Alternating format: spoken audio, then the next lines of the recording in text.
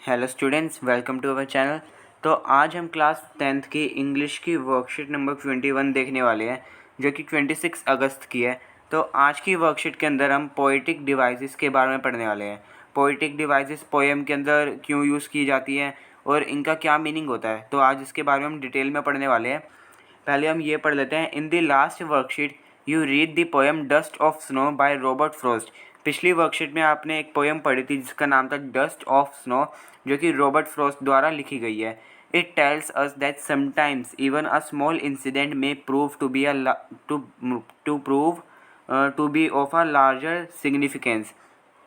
तो ये लाइन यहाँ पे ये कह रही है कि जब भी एक छोटी जो घटना होती है, जो छोटी घटना हो जब भी, तो उसका जो मीनिंग होता है, उसका जो सिग्निफिकेंस होता है वो लार्जर होता है। ज़रूरी नहीं है हर बार लार्जर होगा, मगर मोस्टली क्या होता है, लार्जर होता है। क्योंकि पोएम्स आपने देखा होगा एक दो सेंटेंसा की होती हैं, काफ़ी छोटी छोटी पोएम होती हैं, बट जो उसका मीनिंग होता है वो काफ़ी बड़ा होता है। ठीक है ना। तो वो कैसे होता है, जो पोइट होता है वो पोएटिक डिवाइसेस का यूज़ करता है पोएम के अंदर। यहाँ पे लिखा हुआ, with the help of poetic devices the poet conveys a profound meaning in few lines. कुछ ही लाइनों के अंदर वो काफ़ी अच्छा मीनिंग बन जाता है। किसकी मदद से? पोएटिक डिवाइसेस की मदद से। तो अब ये होता क्या है, ये काफ़ी डिफरेंट बहुत सारे वर्ड होते हैं जिनके बारे में आज हम पढ़ने वाले हैं। तो मेनली आज हम दो वर्ड के बारे में पढ़ने वाले हैं, एक है एलिट्रेशन और सेकेंड हमारा सिंबल। तो सबसे पहले हम फर्स्ट वाला पढ़ेंगे, एलिट्रेशन। ये क्या होता है? Alliteration is the repetition of constant sound at the beginning of words in a line of poetry। तो ये क्या होता है, आपको मैं एक एग्जांपल से समझाता हूँ। एग्जांपल हमें यहाँ पे दे भी रखे हैं, विंड विसिल्स थ्रू द एयर। ठीक है ना। तो यहाँ पे देखिए डब्ल्यू आ रहा है, यानी कि रिपीट हो रहा है। जैसे कि आपने एक बहुत पॉपुलर लाइन है, चंदू के चाचा ने चंदू की चाची को चांदी चौक में चांदनी के चम्मच से चटनी चटाई। तो यहाँ पे देखिए चाचा आ रहा है। ठीक है ना। हर जो वर्ड के जो बिगनिंग है, शुरुआत में चाचा आ रहा है। तो इसका मतलब क्या है, जो रिपीट हो, कांस्टेंट साउंड बिगनिंग का क्या होता है, रिपीट हो रहा है। तो यहाँ पे भी डब्ल्यू दो बार रिपीट हो रहा है। जो भी वर्ड हमारा रिपीट हो वो क्या कहलाता है, एलिट्रेशन। अब यहाँ पे एक और लाइन है जो कि काफ़ी इंपॉर्टेंट है, there is no specific rule about how many words spacing there should be between the repeating sounds. ये जो रिपीटिंग साउंड्स हैं, रिपीटिंग साउंड्स कौन से, विंड और व्हिstling, इनके बीच की जो स्पेसिंग है वो कितनी होगी वो हमें नहीं पता। कितनी भी हो सकती है, 5 भी हो सकती है, 10 भी हो सकती है और 0 भी हो सकती है। जैसे इसके अंदर है, 0 स्पेसिंग है ही नहीं। जैसे कि यहाँ पे 2 की स्पेसिंग है, इन और द। यहाँ पे ये रिपीटिंग साउंड्स है ना, S S S. The trees swayed in the summer season. तो यहाँ पे इन द की यानी कि 2 की स्पेसिंग है। तो यहाँ पे स्पेसिंग भी हो सकती है या नहीं भी हो सकती है, ज़्यादा भी हो सकती है, कम भी हो सकती है। तो स्पेसिंग का हमें नहीं पता। जैसे कि चंदू की चाचा वाले में था, उसके अंदर 4 आ रहा था सब में, इसका मतलब उसके अंदर स्पेसिंग नहीं था। इसके अंदर स्पेसिंग का हमें दे नहीं रखा है कितनी होगी कितनी नहीं होगी। अब हम सेकंड पे आते हैं, जो कि है हमारा सिंबल। ये क्या होता है, इट्स एन ऑब्जेक्ट और action that means something more than it's literal meaning. Symbol क्या होता है, इसका जो मीनिंग होता है वो उसके मीनिंग से कुछ ज़्यादा ही मीनिंग होता है, लिटरल मीनिंग होता है उसका। यानी कि आप कहो कि जैसे एग्जाम्पल यहाँ पे, water can represent life. Water क्या है, वो लाइफ को रिप्रेजेंट करता है। तो यहाँ पे इसका मीनिंग कुछ ज़्यादा ही बढ़ के आ रहा है ना वाटर का। वाटर क्या होता है, सिर्फ हम उसको पीते हैं और कपड़े धोने के काम आता है, काफ़ी चीज़ों के काम आता है। कैन रिप्रेजेंट लाइफ, वो वाटर है, वो हमारी पूरी की पूरी लाइफ जो है रिप्रेजेंट कर रहा है। तो इसका लिटरल मीनिंग यहाँ पे कुछ और ही निकल के आ रहा है। जैसे कि आप डस्ट ऑफ स्नो आपने पोएम पढ़ी थी, उसके अंदर आप देखो जैसे कि यहाँ पे काव वो लिया गया था, क्रो।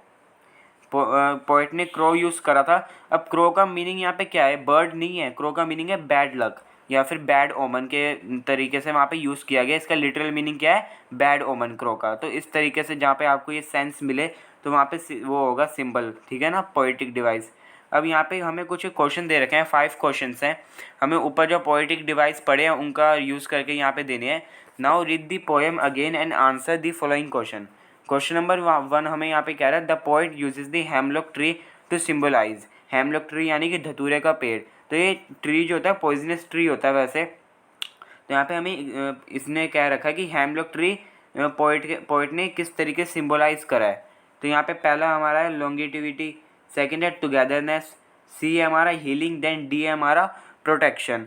तो फर्स्ट वाले का आंसर क्या होगा यहाँ पे, सी, हीलिंग। ठीक है ना, इसका करेक्ट आंसर क्या होगा, हीलिंग। क्योंकि पोइट का जो मूड होता है वो पहले बहुत सैड होता है, बाद में उनका मूड जो है अचानक सडनली चेंज हो जाता है और अच्छा हो जाता है। तो यहाँ पे हीलिंग के सेंस में आ रहा है। तो फर्स्ट का आंसर क्या होगा, सी, हीलिंग।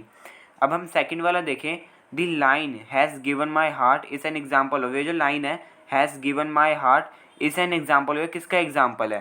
तो यहाँ पे हमारा फर्स्ट ऑप्शन है स्माइल, देन बी है मेटाफोर, देन सी है एलिट्रेशन, देन डी है सिम्बोलिज्म। तो इसका करेक्ट आंसर क्या होगा हमारा?